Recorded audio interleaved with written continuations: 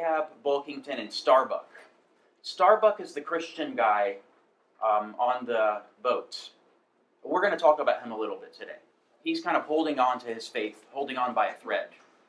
But he's not a monomaniac like Ahab is. Ahab, as we said, is a kind of monomaniac who subtly detects that his monotheism is untenable. And as we pointed out in that one passage, Moby Dick is described as taking off his leg like a mower takes out a blade of grass. And then Ahab interprets that as coming at him with malice. And Ahab is giving expression to this interpretation that the whale is a symbol of God who had been sent to wreak evil upon Ahab. And on the surface of it, that's the interpretation he gives. This whale is something that he has to take vengeance on because the whale was sent out to hurt him. And he doesn't want to stand for that. And so when he's trying to rile up the crew, he says, we're going to go take out the white whale in a mad mission of vengeance. And it's not only a mission of vengeance against the whale, but a sort of vengeance against God, as Ahab sees it. He's standing up to God. But as we saw, he subtly knows that his seeking to interpret the whale as a symbol of God is untenable. He doesn't actually believe it. Subtly, underneath the surface, he realizes that his monotheism doesn't make sense anymore. He doesn't believe it. And that makes him all the more wild, all the more insane, because he can't stand that thought. And for him, if he could have the whale represent God, it would prove to him that the universe has a built-in significance. It gives him a built-in significance, and he would find that much more settling that there was this evil whale that took out his leg than the fact that the universe itself has no intrinsic meaning. And the Christian tradition, which has sustained the West up until their lives, has become bankrupt and untenable. He can't stand that thought, so he's gone all the more maniacal. And you have to ask yourself, when you read the final pages of the chase scene, how does he go out? How does he go out? You had to read it over Thanksgiving break and come back and talk about it. Sarah? There's a passage in chapter 58 that I wanted to talk about in terms of how we've been looking at land and sea and this course in general. But I don't know.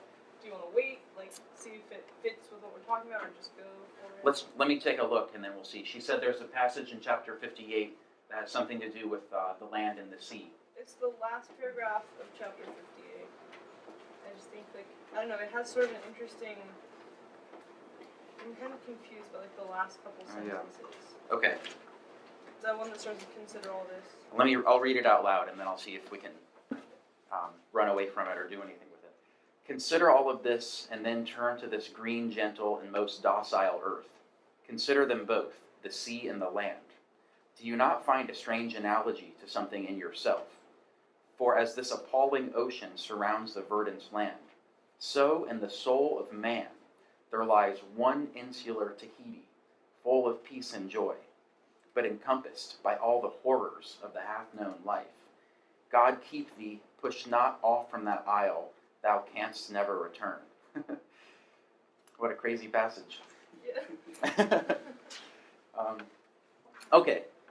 I'm worried about it. Let me try to say why I'm worried about it, and I'm somewhat confused about what to make of it. Because as we said, the sea stands for the boundlessness and ultimate incompletion of reality. Reality itself is not a tidy package that you can have a menu of concepts and morals to act as your guide through it. That's what the great philosophical and religious systems have looked at reality as the kind of ready-made package, and you just have to find the right guide through it. It's a complete, sensible, completely understood and morally intelligible universe, and you just have to have the right philosophers and prophets to lead you the way through it. That's an interpretation of reality that has no place for the sea in a Melvillian interpretation, because the sea for Melville is that boundless, unfathomable dimension of reality. That means it's never complete. You never have it under wraps. You can never rest assured in your answers. So the land represents something like stability and security. And the sea represents the unfathomable, fundamental insecurity and instability of reality in human life. And now he's saying that something like that is going on inside of each person. What I'm worried about is that he says, why does he say, in the soul of man there lies one insular Tahiti full of peace and joy? That worries me. Why would he say that? What is that? Do you have a take on it? I don't know. I think that's why I was like confused by this passage, because like saying that there's, if he's like saying there's a similar like land and sea dynamic within like a person, and the land is where there's like joy. That's kind of weird, because generally we've associated land with like a sort of passionless, like comfortable and safe but passionless existence. And so I was like so confused by this passage. Are you guys catching this? Okay, good. Because it looks like, I'll just repeat it, it looks like he shouldn't be associating the island with the stability of an internal island as the source of your joy. If everything else that we've said is right, that what's crucial is to be a navigator in uncertainty and not cling to puny islands of security, he shouldn't be saying this. So something's weird. But I see this guy in the back who doesn't talk as much. What's your name again? Alex. Alex, yeah. Can you speak up, please? I think it's kind of similar to what we talked about in Joe's section Ah. on Friday, where we looked at, there's a good passage where he talks about how you don't want to get completely lost in like the crashing waves of the ocean and get swallowed up by like the meaninglessness of life. So I think there's sort of this like common thread throughout the work, where he's saying that like it's good to sort of like have meaning in your life and not get lost in just this meaningless existence. That's useful. Yeah, thank you. That's got to be it. Something like that's got to be right. That if you're simply out at sea, no one can actually live that life. The one person, as we've said before, that we've met, who tries that is Bulkington. The land scorches his feet. He'd rather perish in the howl of the infinite than be dashed upon the lee. But he's grim and he dies. So it's not a sustainable human life. We need some kind of stability, some sort of recurrent patterns, however provisional. So maybe calling it an island gives it that provisionality. You're not landlocked. You're surrounded by the uncertainty and unfathomability. And you've got a puny little island, and that can be your source of stability, relative source of stability. Is that what you're thinking along those lines? Yeah. I like that.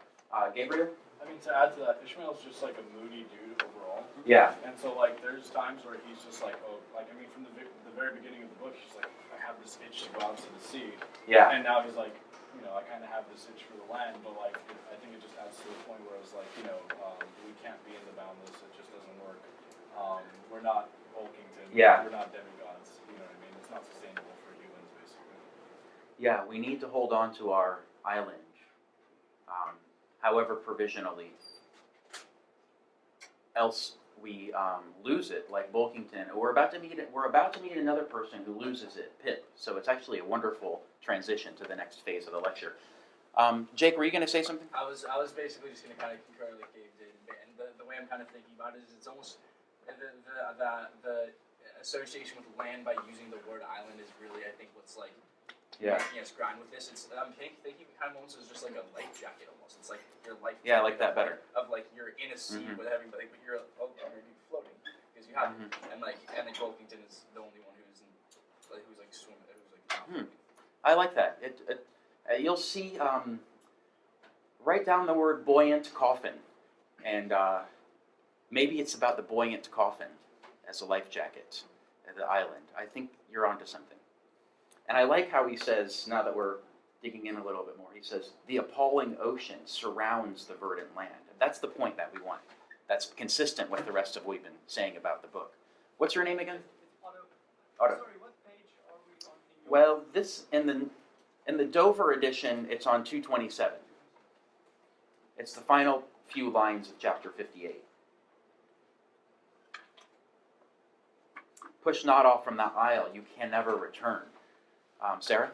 I was just going to ask, like, do you think those two lines are basically just like a cautionary tale against what happened to Bulkington? It's like once that's been revealed to you, sort of like that scene, like in Inferno, once like Dante's kind of seen the light, like you can't really come back from that, and so there's sort of like once you've accepted the sea, you can't come back. level of like safety. I think so. We're about to see another version of this with Pip. And so let's ask that question again after we get through Pip and see what lesson Pip has for us. Was there something else? No. Okay. Well, let's go into Pip. This is chapter 93. The Castaway. So Pip is like the gopher, the helper. He's a little weakling, so he's not usually going out on the boats to help hunt the whales. He stays around on deck to help do stuff. But in this episode that's relating to us, for some reason he had to go out on the boat and help them hunt the whales. And he's kind of freaked out, and he keeps jumping out of the boat. And what happens to him is what we need to talk about. The first thing to point out, though, is that Melville really likes Pip. He's got a strong affinity for him. I'm looking on chapter 93. In Dover, it's page 331. It's the third paragraph of chapter 93.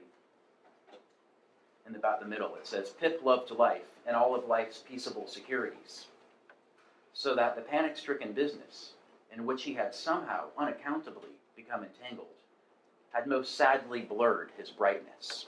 So he had been a pretty happy-go-lucky character, but he got caught up in a brutal scene. Earlier in the book, Pip is actually described as a hero. What page is that on? 105. And one of our questions is, why is Pip described as a hero after what happens to him? This is the last line of chapter 27, page 105 in the Dover. Black little Pip, he never did. Oh no, he never went before. Poor Alabama boy, on the grim Pequod's forecastle, ye shall ere long see him, beating his tambourine, prelusive of eternal time. When sent for to the great quarterdeck on high, he was bid strike in with angels, and beat his tambourine in glory. A coward, called a coward here, hailed a hero there. So he's called a coward here and hailed a hero there. And he's beating his tambourine, prelusive of the eternal time, whatever that means. But he's called a hero. So what happens to him? When they're giving chase to a whale, he jumps out of the boat. And who is it? I think he's with Stubbs. Stubb. Yeah, Stubb is mad because in order to save Pip, they had to cut loose the whale. And so Stubb said, Pip, if you jump out of the boat again, I'm going to leave you. Don't jump out of the boat. Above all, don't jump out of the boat. What had happened to him is that he got caught in the whale line. I don't know if you've been able to visualize this yet. They go around in the big boat. And when they see a whale, they drop down into the little boats. And each little boat has a harpooner, a main guy, and people who are rowing. And they chase after it, and they throw the harpoon into the whale. The harpoon is attached to a rope that's coiled up in here. I'm going to read a passage to you that describes this at the end of today, called the whale line.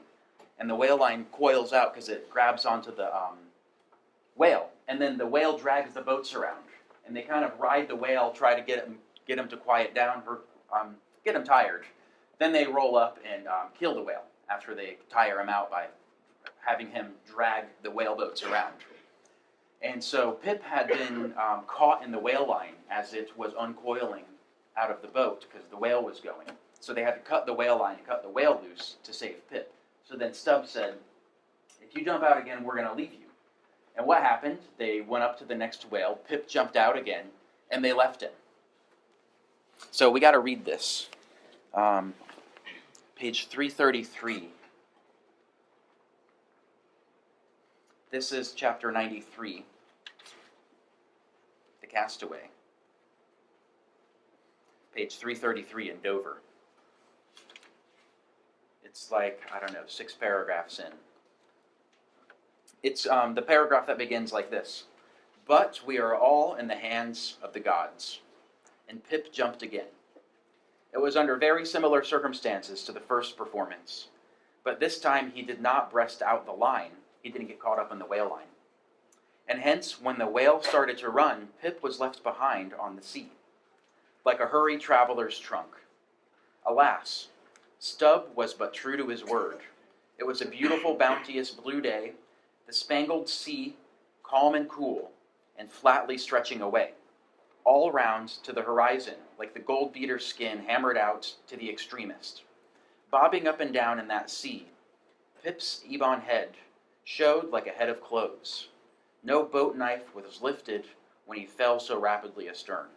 Stubb's inexorable back was turned upon him, and the whale was winged. So they're out chasing the whale. The whale was winged means they have grabbed onto him with the harpoons and they're being pulled, leaving Pip behind. In 3 minutes, a whole mile of shoreless ocean was between Pip and Stubb. Out from the center of the sea, poor Pip turned his crisp, curling black head to the sun, another lonely castaway, though the loftiest and the brightest.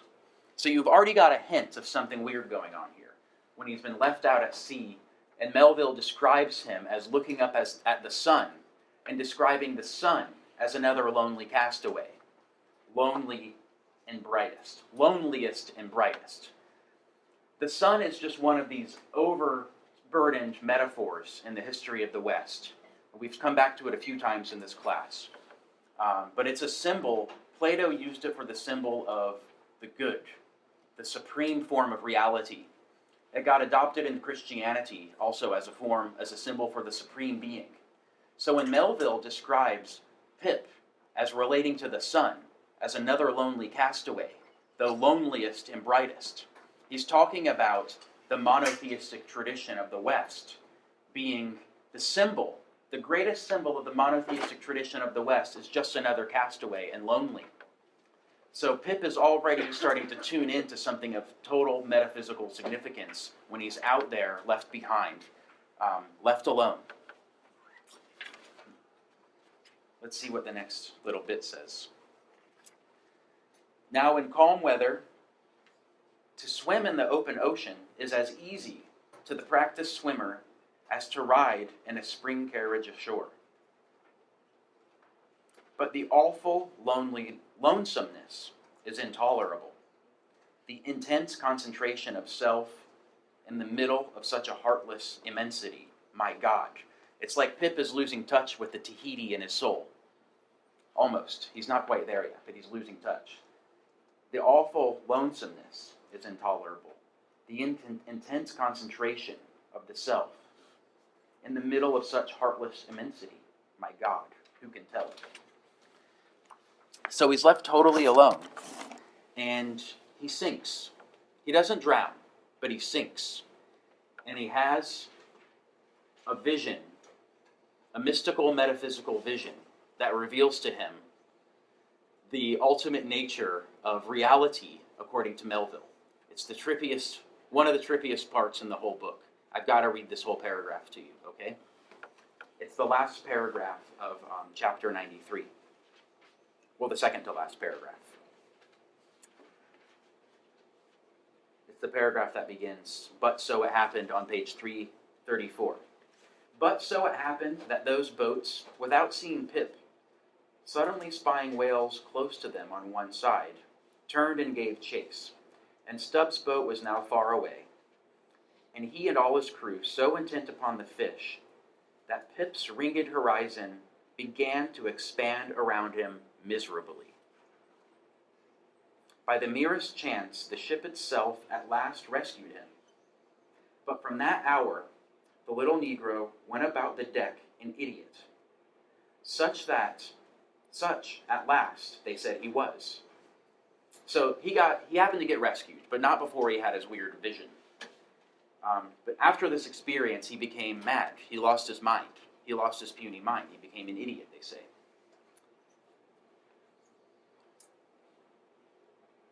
The sea had jeeringly kept his finite body up, so he was floating. The sea had jeeringly kept his finite body up, but drowned the infinite in his soul. Not drowned entirely, though.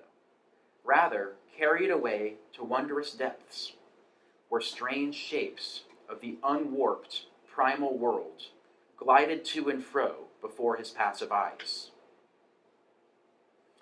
And the miser merman, wisdom, revealed his hoarded heaps.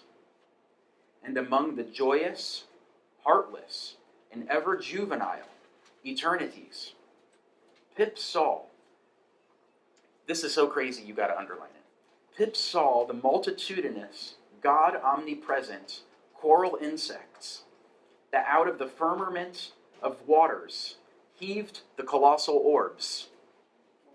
He saw God's foot upon the treadle of the loom and spoke it, and therefore his shipmate called him mad. So man's insanity is heaven's sense, and wandering from all mortal reason, man comes at last to the celestial thought, which to reason is absurd and frantic, and weal or woe feels then uncompromised, indifferent as his God. Okay, we got to unpack that a little bit. So much crazy stuff happened. He fell overboard. He didn't drown. He sunk. But he had this vision. And the first thing to say about his vision is that it's an unwarped primal world, glided to and fro. Again, this is the metaphor of the warp and the woof, about from weaving. When you weave some big fabric, you've got the vertical ones and the horizontal ones. One of them's a warp, one of them's a woof. You need both of them to make an intelligible pattern that holds together with stability. So it's significant that it's described as unwarped primal world. And you notice below he talks about God's foot being on the treadle of the loom. So there's an image of God here as a kind of weaver, but weaving with an incomplete apparatus. And I think we shouldn't think about, the next thing to say is we don't think about God as this guy, merman, as he says as a kind of weird joke. God's not a merman down there with a tweaked apparatus, half-assedly composing a canvas or a rug. We're supposed to keep the metaphor of weaving. That reality itself is a weaving of different strands that temporarily hold together. But there's no weaver doing the weaving. Instead of a weaver, the metaphor that we have here is the coral insects. Here he says, Pip saw the multitudinous, God omnipresent coral insects that out of the firmament of waters heaved the colossal orbs. And so here we have the other metaphor for what reality as such is. If in Dante we're used to thinking about reality as being the whole laid out according to a plan of love, and everything has its place in this beautiful hierarchical order. And it's all held in place by that mystical orb of love that Dante gets to at the end when he gets blissed out. But it's all held together by this radically coherent plan and intelligibility. This is something radically different than that. What is a coral reef? A coral reef is this beautiful, unfathomably beautiful construction, but made without any overarching intelligent plan. It emerges from the contingent interaction of a bunch of otherwise unrelated little creatures doing their thing. And when you stand back and look what they create, you see this most beautiful, awe-inspiring creation. But it's a creation without a creator. It's the contingent emergence of the arbitrary interaction of all these little creatures, creating this beautiful reality. And it's not a monochrome reality. It's a rainbow reality. We have to think back to the rainbow as using the rainbow as the metaphor of the plurality of interpretations that are available. The orbs that these little creatures are said to be heaving, creating this beautifully intricate, but without a plan, structure of the coral reef. Emerging without anybody at the wheel.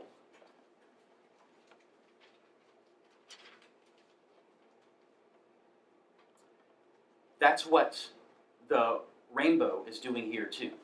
The coral reef is like the rainbow that we saw at the spout, out of the spout of the whale, that we saw as the dumb blankness full of meaning. The combination of all the different interpretations of reality make a rainbow, a whole spectrum. And here we encounter it again. But there's no plan, there's no supreme being calling the shots and writing you moral infractions if you do something wrong. There's a plurality of different creatures making their realities. And this is Melville's metaphor for what God is, as the gathering together of all this different activity into a plural reality that has no one coherent meaning. So Pip sees this. This is his vision.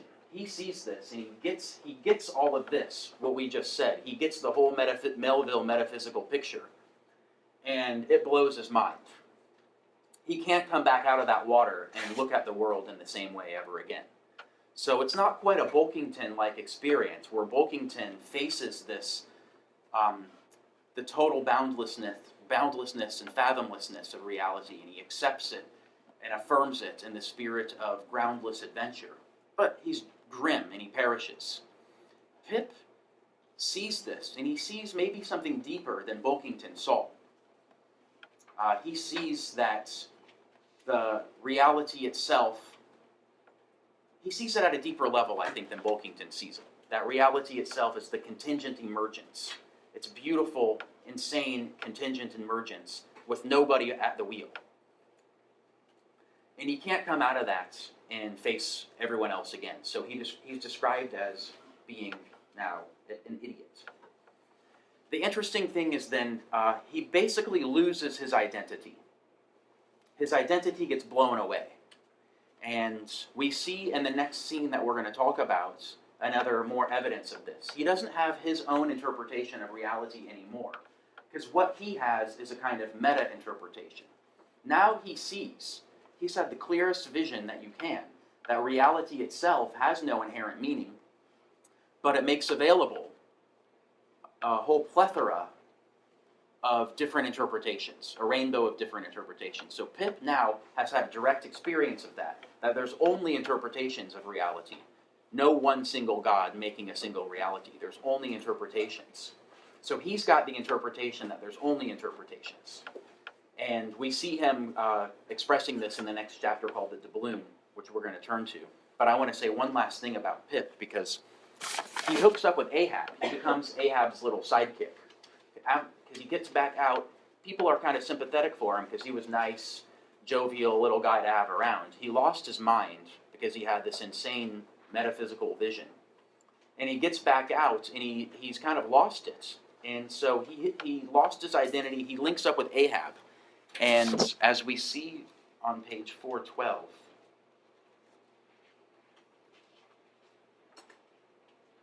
this is the last line of chapter 125. It's page 412 in the Dover, the last line of chapter 125. "There go two dafts now," muttered the old monksman. "One daft with strength," he's referring to Ahab. "The other daft with weakness," he's referring to Pip. "But here's the end of the rotten line. All dripping, too. Mend it, eh? I think we had best have a new line altogether. I'll see Mr. Stubb about it."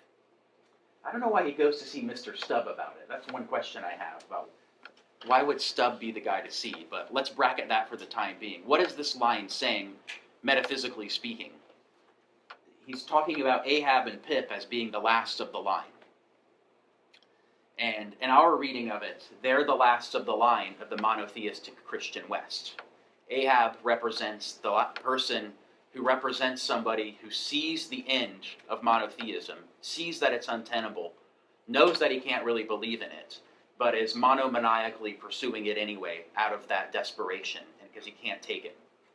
Pip also, turns out, couldn't take it. He had the same vision, that the monotheistic interpretation of reality in the West has been a fiction that has held the world in its grip for about 15 or 1800 years. And Pip sees when he has his vision that it was just another story, and it's now no longer believable or credible or tenable, and he loses his mind in his own way too. So it's not coincident that Ahab and Pip become buddies.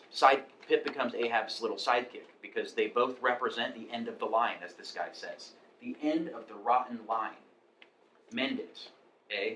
I think we had best have a new line altogether. So here's, Melville puts it in the mouth of this character.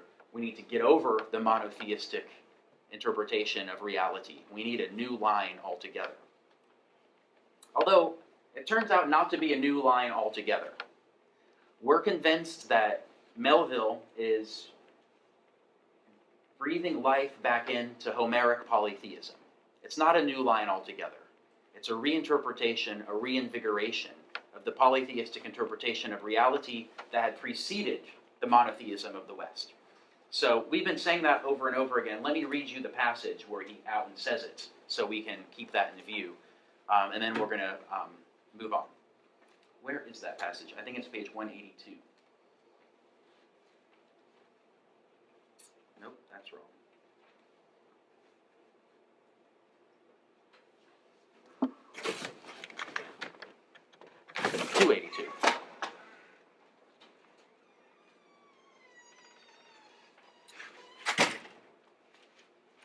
Okay, yeah, this is in chapter 79. The prairie. The prairie, remember, is the kind of funny name for the head of the whale.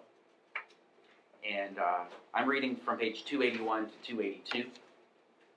In chapter 79, the paragraph begins, "But how?" So he says there, "If hereafter any highly cultured, poetical nation shall lure back to their birthright the merry May-Day gods of old, and livingly enthrone them again in the now egotistical sky, in the now unhaunted hill, then sure, exalted to Jove's high seat," Jove is the Latin version of Zeus, "exalted to Jove's high seat, the great sperm whale shall lord it." I just got to read it again so you can wrap your head around it. "If hereafter any highly cultured, poetical nation shall lure back to their birthright the merry May-Day gods of old." So fill in the blank there as the Homeric pantheon. The merry May-Day gods of old. "And livingly enthrone them again in the now egotistical sky." Why is he describing the sky as egotistical? Because it has been occupied by this one god who was an egoist, who thought it was only his sky. Nietzsche has this really funny quote. He says, polytheism ended when one god said he was the only god and the other ones died of laughter. I realize I keep saying this guy's name to you, but I don't know if I've ever written it down, so sorry.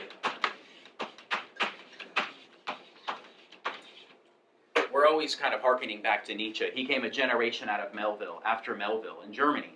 But Melville anticipated so much of what he worked out in beautifully intense philosophical prose.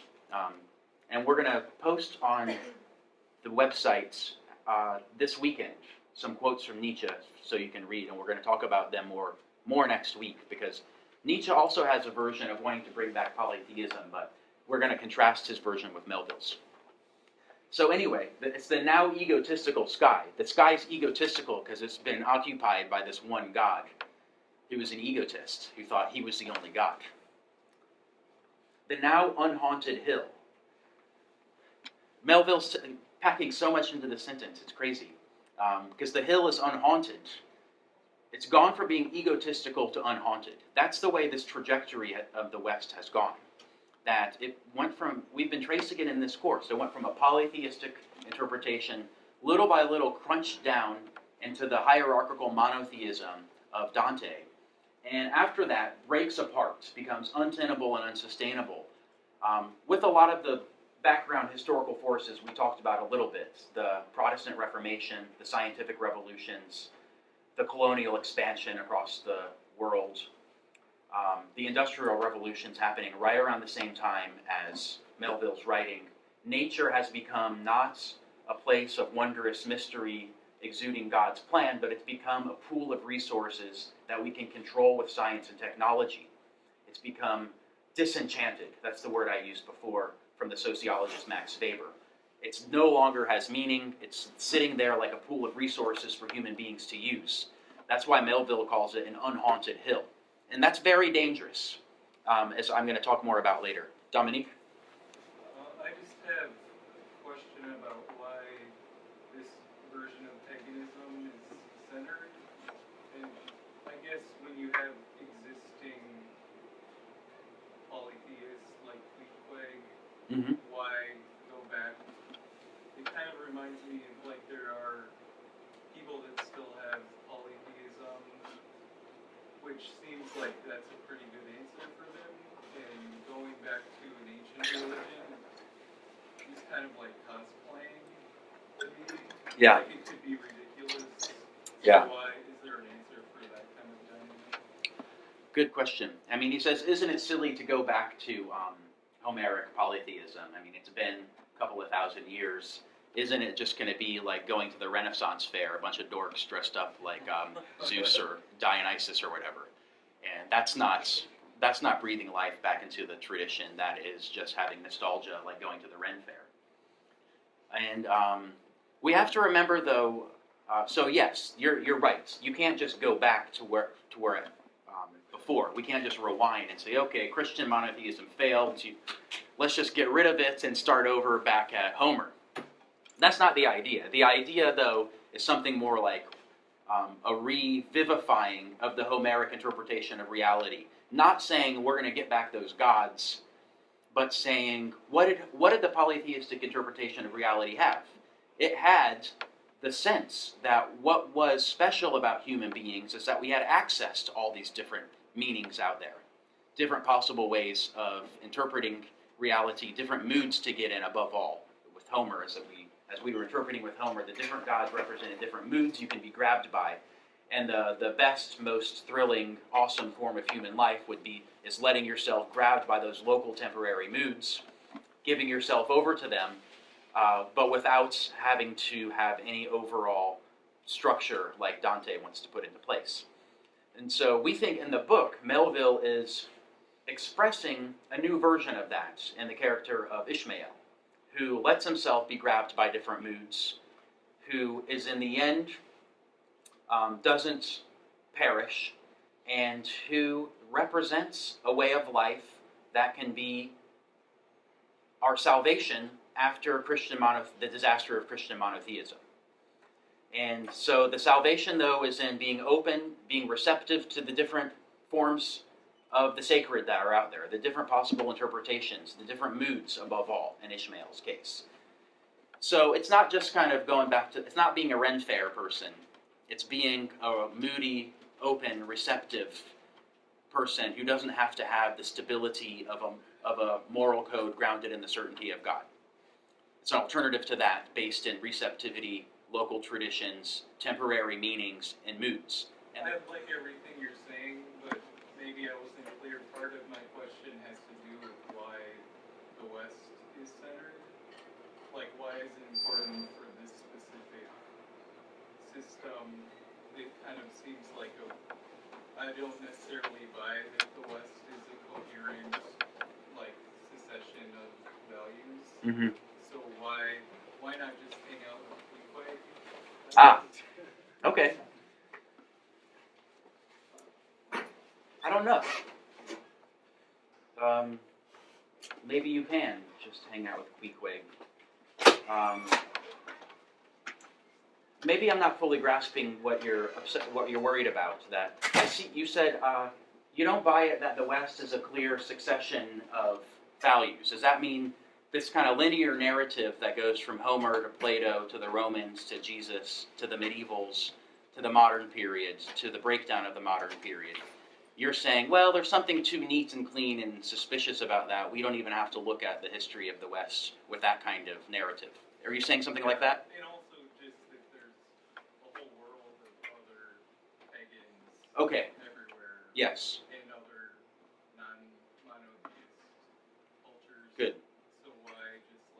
Right. having this kind of dialectical I see what you mean. linear. You're worried in a sense then also about the what's the word for it? The Western centrism, the Eurocentrism, the Western centrism of the narrative.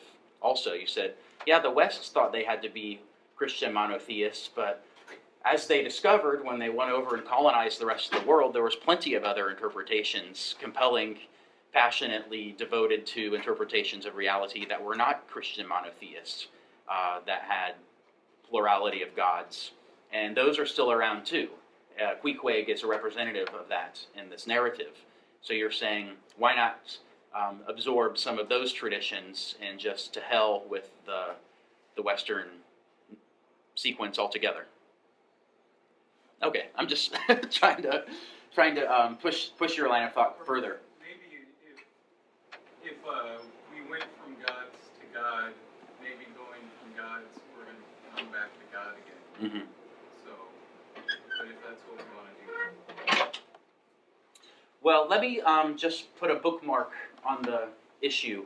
Let's read the next two chapters and then see if it sheds any light on your worry.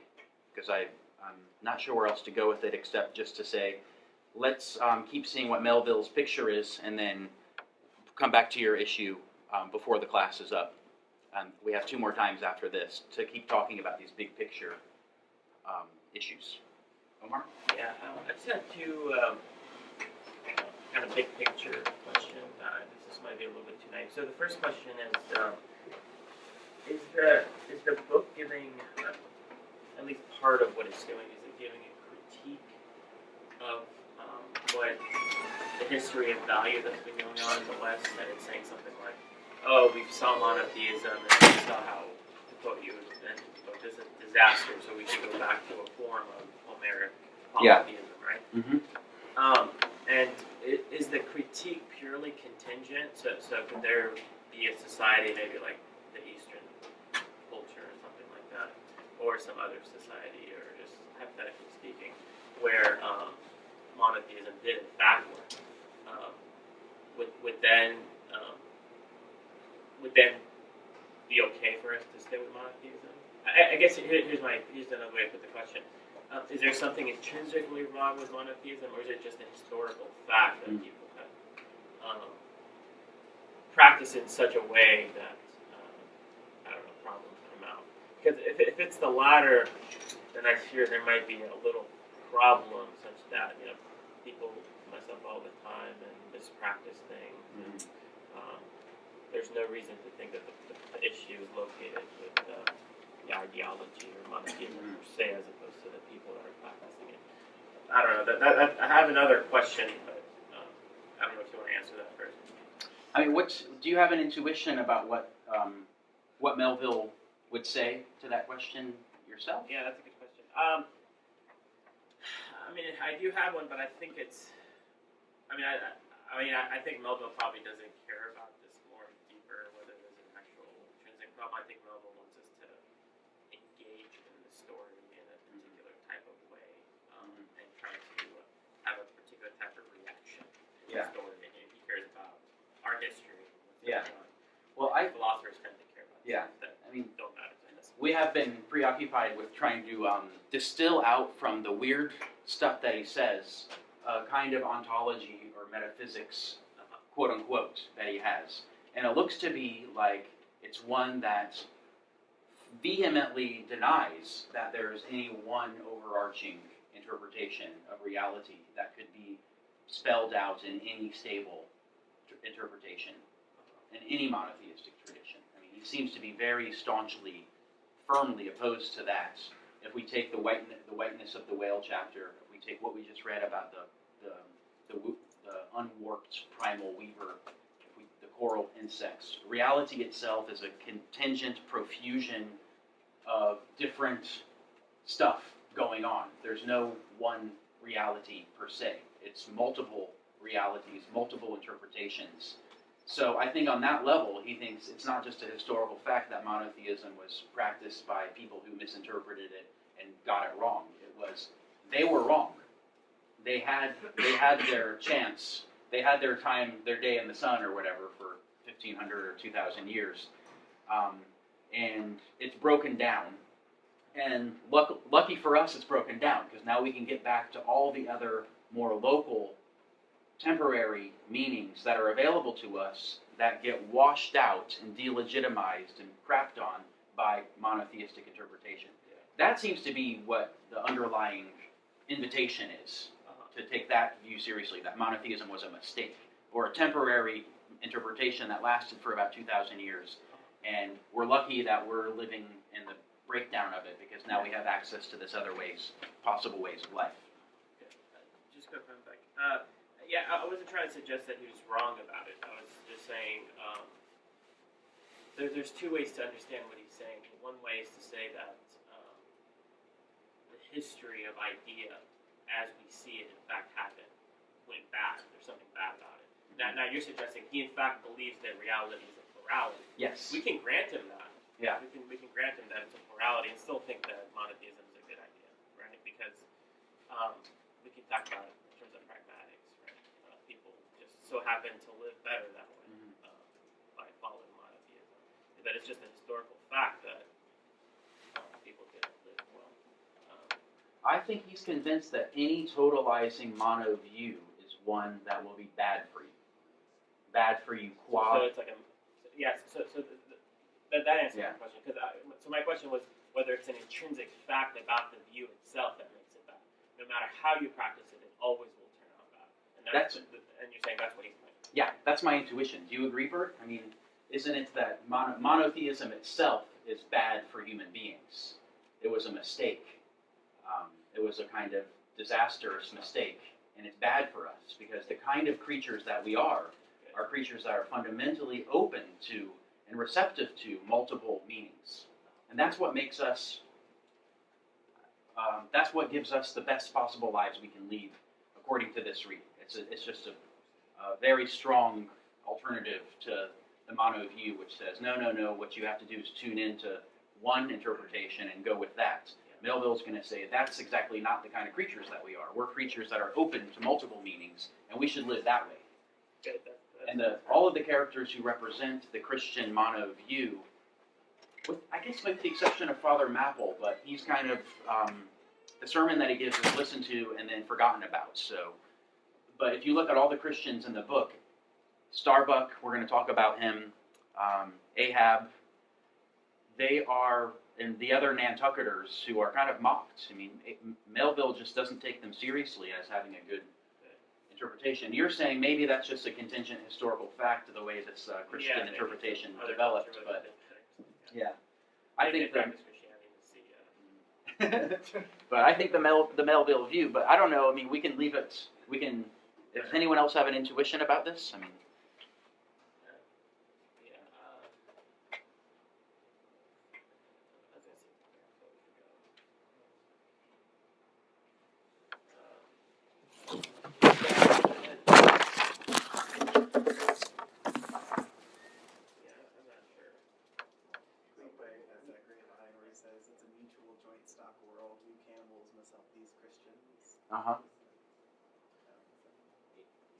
I guess just one last point. So whether Melville turns out right or not strongly depends on how the world in fact is, right?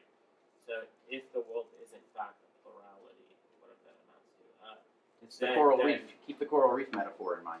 Yeah, the coral reef metaphor. Then he's right.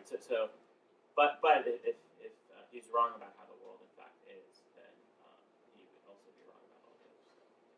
Yeah. Yeah, and I think one of the things he'll say, we'll get to this in the next 2 chapters, is that look at the way of life it gives you. And look at the ways of life he's been able to express in the book.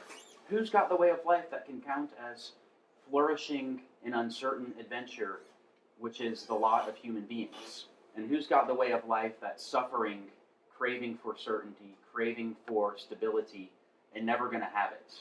And for that reason, destroying themselves and everyone else around them. Ahab. I mean, he stands for that. And so the question is going to be, what gives you a way of life in which you can flourish in the uncertain, weird adventure that human life is? And that's his case. In the end, he's not going to say, I've got a metaphysical demonstration for you that the world is like a coral reef. Yeah. But he's going to offer you metaphors, metaphor after metaphor, all throughout the book to seduce you into looking at your life in a way that says, I see this. What I am is a creature that's intrinsically open to different meanings on different scales, different localities. There's no ultimate plan. I'm not guided by anything. There's no ultimate hierarchy. There's a plurality of moods and situations, and what we can do as human beings is to be in tune with them as much as possible, rather than impose a plan that had been given to us by a mono God. No, I think it's, and of course there are other books that are. My other really quick question is, do you think we could put a lot of the claims he's making in non-religious language? So we read the part about getting rid of the rotted line, starting a new line. Yeah. Oh, we want to go back to Homer's polytheism. Good. Is there a way to just say, screw gods and talk about gods, Yes. and talk about polytheism and books and sacred? Let's just, be and let, live and let live. Okay. I think Yeah, let's that's go to what it. Yeah. I'll give you this version. Although he's not going to say screw gods per se, because the gods count as being what the gods are.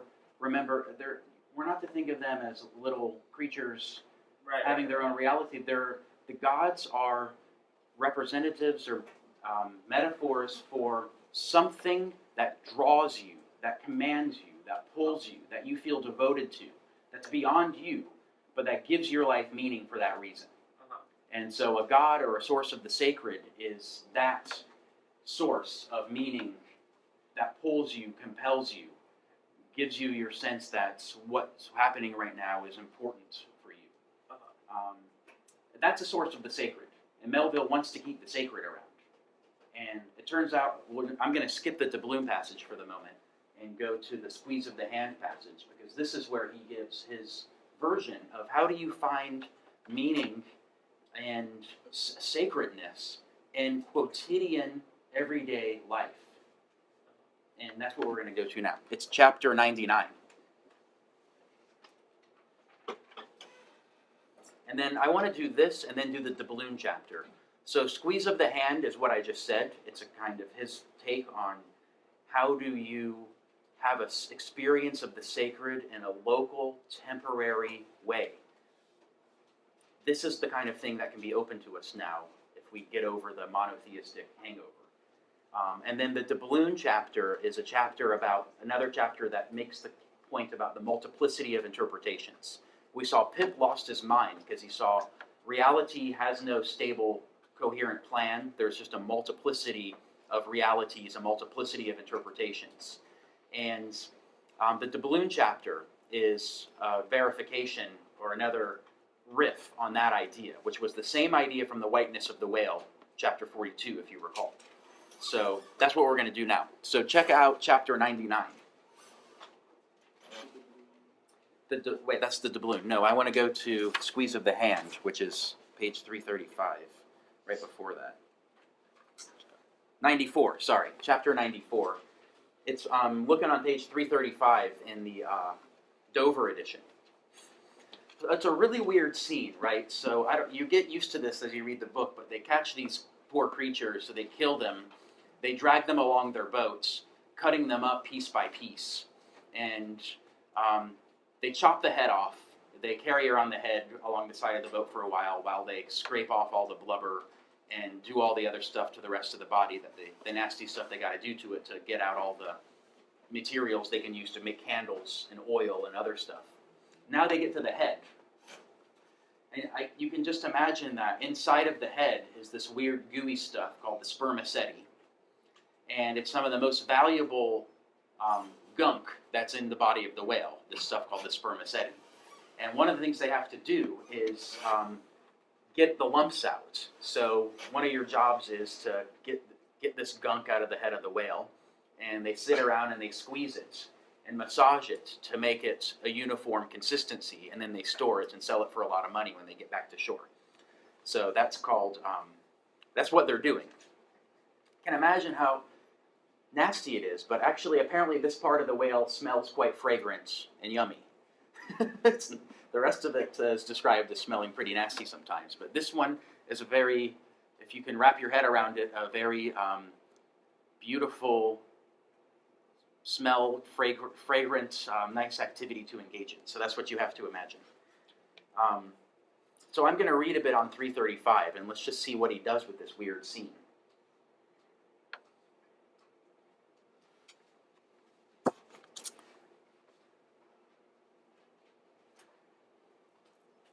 I'm looking at this paragraph that begins, "As I sat there." So, I mean, he's talking about switching this goo, and he says, about in the middle of that paragraph, "I snuffed up that uncontaminated aroma, literally and truly, like the smell of spring violets. I declare to you that for the time I lived as in a musky meadow. I forgot all about our horrible oath. He had just taken the oath. Ahab made them all take this bloody oath to hunt the white whale. And Ahab has this way of getting everybody intoxicated with his vengeful, maniacal plan. Everybody, including Ishmael. And now here he is being very moody. He just got himself in, he was in the mood of, let's go out and hunt Moby Dick. And now he's in the mood of, I forgot all about that, killing Moby Dick. And I'm in the mood of very pleasantly squishing this goo with my shipmates. I forgot all about our horrible oath. In that inexpressible sperm, I washed my hands and my heart of it. I almost began to credit the old Paracelsian superstition that sperm is of a rare virtue in allaying the heat of anger.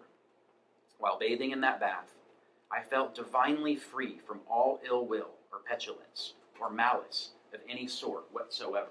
He's giving himself over to this situation and being together with his shipmates in this local, meaningful activity in the context of their whale voyage. And look at the mood, the joyous mood he's able to get into by giving himself over to this local, temporary situation and what it can offer him. Squeeze, squeeze, squeeze, all the morning long. I squeezed that sperm till I myself almost melted into it. I squeezed that sperm till a strange sort of insanity came over me, and I found myself unwittingly squeezing my co-laborers' hands in it, mistaking their hands for the gentle globules. Such an abounding, affectionate, friendly, loving feeling did this avocation beget. So now he's found himself in this local connection, little mood of, it's almost like the agape love that we found in the book of John, the sense of being intimately bound with those right around you, together down in the muck with them, loving them. An abounding, affectionate, friendly, loving feeling. Oh, my dear fellow beings, why should we longer cherish any social acerbities, or know the slightest ill humor or envy? Come, let us squeeze hands all around. Nay, let us squeeze ourselves into each other. Let us squeeze ourselves universally into the very milk and sperm of kindness. It's so crazy. But you can see that he's intoxicated. He's in this mood of total joy in this weird activity, this weird, nasty activity he's doing with the shipmates. He's in a mood of total joy and connection with them. Now here's the punchline. This is the paragraph you have to underline. Would that I keep squeezing that sperm forever. For now, since so many prolonged, repeated experiences, here's the key phrase.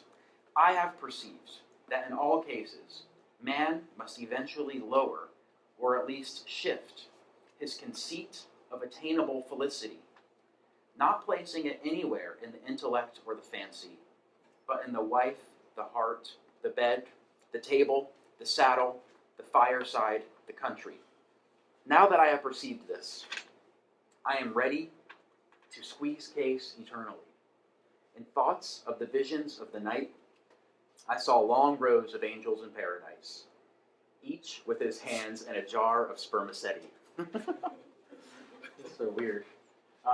But here's the key line. Let me read you the key line again, because this is Remember, for Dante, what was the attainable felicity for Dante was getting your life in order, living in accordance with God's love and God's plan, and then you can escape punishment and inferno, go through the exercise, the spiritual exercise of purgatory, and attain a superhuman, far out bliss that's beyond any this worldly experience, such that everything you loved or cared about before didn't matter. You didn't care at all about it anymore. Your Beatrice, who loves you, left you to go look at this blissful, total, fulfilling experience.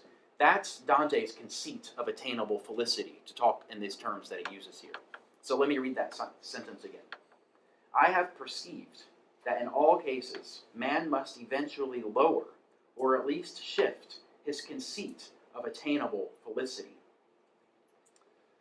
After monotheism, Christian monotheism has collapsed, we can no longer live our lives thinking that the point of it all is going to be that blissful experience at the end of the afterlife. That's not what we can live for anymore. What we can live for are these strange, local, weird moments of bonding and joy, like squeezing the goo with your shipmates out at sea. Man must eventually lower or shift his conceit of attainable felicity, not placing it anywhere in the intellect or the fancy. You can't be intellectual about it. Philosophers have done that. In Aristotle, the highest form of human activity was to ponder eternal truths. Then you're most godlike. So that's to put your conceit of attainable felicity in the intellect. Putting it in the fancy, he must be referring to these what now show up to him as myths of Christian monotheism. They're just myths. They're fancies. Don't put your conceit of attainable felicity in that weird afterlife, that blissed out super fulfillment. What we can do is not have blissed out super fulfillment, but get into these strangely joyous, locally meaningful, temporary situations that fulfill us for the time being. Not placing it anywhere the intellect or the fancy, but now he has this funny list of these quotidian, everyday things that we all have in our lives on one variation or other. And he's saying, you can have this fulfillment, this local, temporary, joyous, but insecure, not guaranteed, only temporary. But look how awesome it can be, he's saying, if you can express getting the joy that he's expressing in these few paragraphs. You can get this in the wife, the heart, the bed, the table, the saddle, the fireside, and the country. When Professor Dreyfus talks about this list, he compares it also to the Greek gods. He says there's something reminiscent of what the Greek gods stood for in Homer, too. You had gods of eating, gods of the saddle, gods of the heart, gods of the family, gods of the country. We dealt with them in Aeschylus. So, in the polytheistic view, being in touch with these local meanings is being in touch with the gods. Joe. This is great. I love this passage, actually. Me too. So weird, but awesome. And actually, it kind of articulating something that I've been thinking in today's lecture a lot, actually, like as a way to connect all these points. But I've also been beginning to think this is really important to what's going on in Melville. We've discussed it a couple of times, but there's this one word in the passage on 281, 282. Yeah. That's the Mayday Gods of Old passage. Yes, it's the one we've just looked at. But there's this word in here, livingly enthroned. Livingly enthroned Yeah. them again. Yeah. So that reminded me of another passage that we looked at maybe last week or the week before on page 363, chapter 103, where they're looking at this skeleton, and he says, how vain and foolish then, thought I, for timid, untravelled man to try to comprehend aright this wondrous whale by merely poring over his dead, attenuated skeleton, ... Only on the profound, unbounded sea can the fully invested whale be truly and livingly found out. Nice. So you've got to be in the throes of a Yeah. living interaction with the whale, Yeah. its indeterminacy to reveal itself to you. And then this passage on chapter 79 where he talks about the merry May Day gods of old and livingly enthroning them again. The way that we can, and so that connects with the one we've just looked at with all this oil, spermy stuff going on.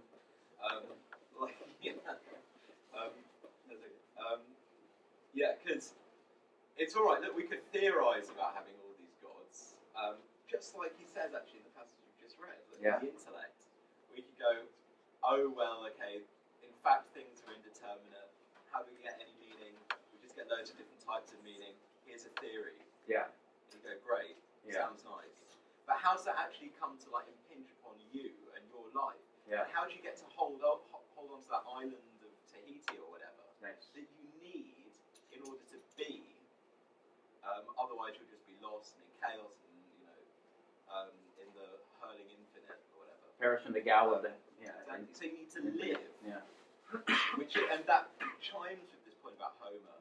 Like, how did they get meaning? It was by being livingly involved in the situation. Yeah. So they're attuned to the situation, livingly in the mood, and it's like this pre-reflective stuff that we were all talking about. And that's exactly what's going on in the passage we just looked at in 94. He's getting so carried away Yeah. because he's livingly involved in that situation. And that's how, in being livingly involved, that's how you get the meaning in life. There you go. Totally. Otto. Hi. Can we possibly shift gears just for 1 minute and maybe talk about the details of the final exam and what we should focus on? No, we can't. But we'll tell you when 2 minutes are left in the class today. Promise. Because there's this other passage I have to read to you. Will you guys help me prepare an answer to his question about the final? Sure. Okay. We'll tell you before you have to go. Here's the other thing I think is important to point out, that it's about finitude, and it's about finding fulfillment in temporary finitude. That's the way of life for Melville that we've got, that we can have. And it's not about looking to have your life be rewarded or punished later. It's about finding fulfillment and joy in the temporary situations that you can get yourself here, down in the muck, down in the coral reef, where we all are already anyway. And I think important part of that too is an acceptance and an affirmation that it is finite, that we all actually face death constantly. And every now and then he has this refrain about how deadly going out to hunt whales is. But I think it's only against that background of the life and death possibility that having this total joy in squeezing the sperm is possible. It's because it's against the background of total vulnerability and groundlessness, and the knowing fact that you could die at any moment. That gives the background to you can have the most intense fulfillment in your littlest, most seemingly trivial everyday situations, like this weird little squeezing the sperm activity. It can have that joy because it's against the background of this vulnerability and constant possibility of death. And I want to read you one of my favorite passages that says that too, but go ahead and say your piece, Wyndham. Yeah, that reminds me, that comes from Heidegger, right? What you Yes. call, like, being towards death. Yeah. That, like, it's everything that we do is put up against the backdrop of your eventual demise or your eventual loss of life. Yeah. And so, like, what lends meaning to those things is the whole realization of it being temporary, of it being this ephemeral, transitive experience, right? Yes, exactly. And, I'm totally channeling that, but I'll read you my favorite passage that shows Melville's version of it in a moment. Okay, cool. Yeah, this is the last paragraph on page, the last paragraph of chapter 60. And Dover, it's page 232. And it's the last paragraph of the chapter that's called The Line. Remember, the line is what I described to you earlier. It's this rope that's coiled up in the boat, and that when they harpoon it into the whale, it starts uncoiling at its really fast velocity, And that's what Pip got stuck in, and they had to cut him out or he would have been choked and drowned. So the lion is really dangerous when they're hunting the whales.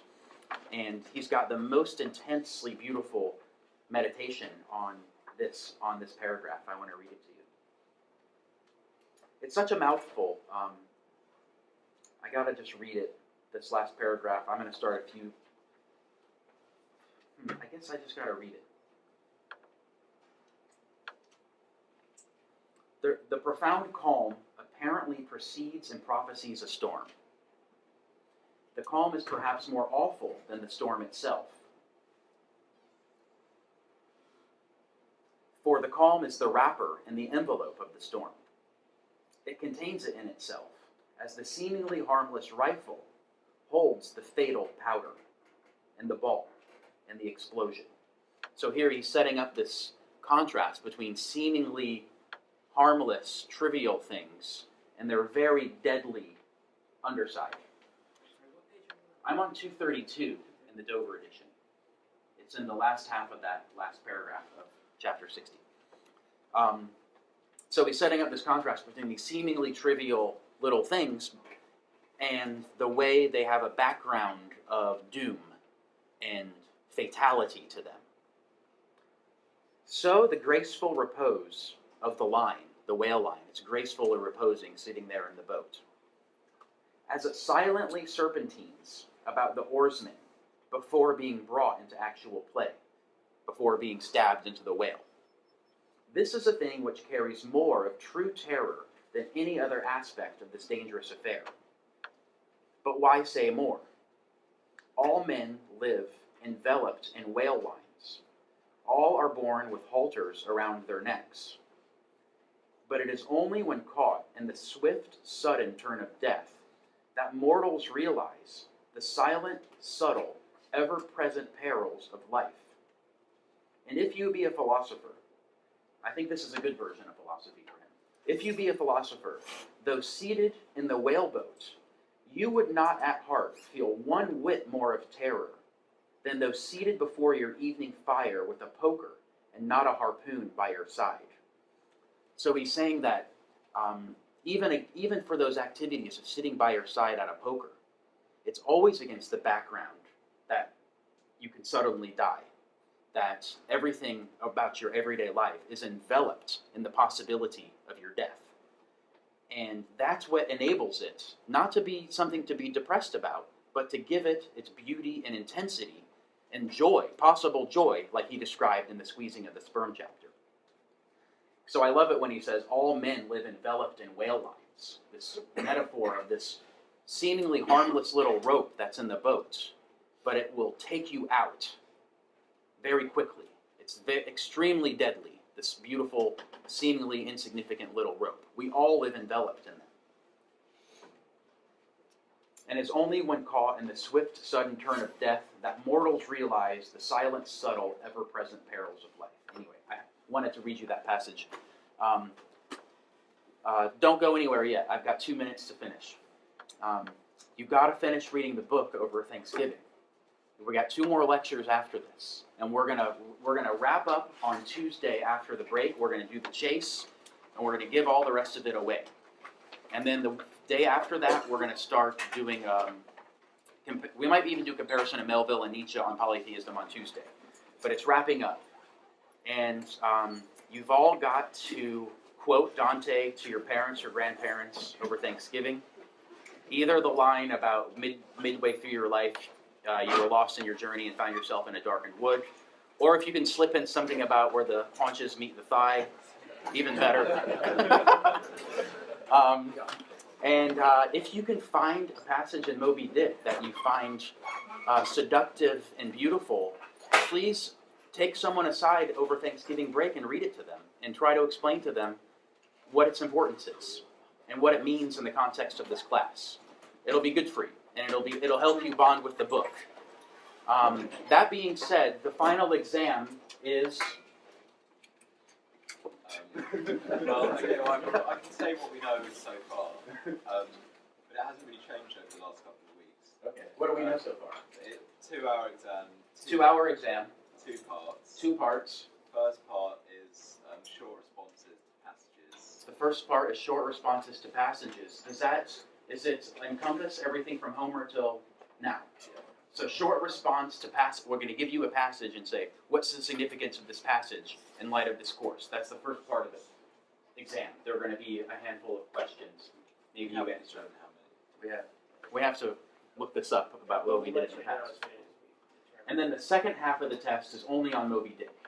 So first part is kind of synoptic. You're going to get a couple of passages from throughout. But if you read your notes and study the texts, you won't have a hard time. We're not going to send you curveballs. If you've tuned into the overarching theme of the course, it won't be hard for you. But you're going to have some familiarity with the texts. Then the second part will be devoted to Moby Dick, like a one essay on Moby Dick that you're going to write there. You'll be able to bring your books with you and notes. And it's 3 weeks from today. It's December 13th from 8 a.m. to 11. It's supposed to be from 8 a.m. to 11 a.m., but only 2 hours. So now we're gonna. I don't know how it's gonna happen. Everybody can come and all day, but it starts at the same Yeah, Yeah, 2 hours, 9 to 11.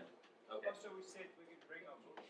Yeah. But you have to be there Yeah. Behind the notes. Yeah, you have to be here before 9. You have to be here before 9. We're starting at 9 3 weeks from today. So get here like at 8:45 or 8:40.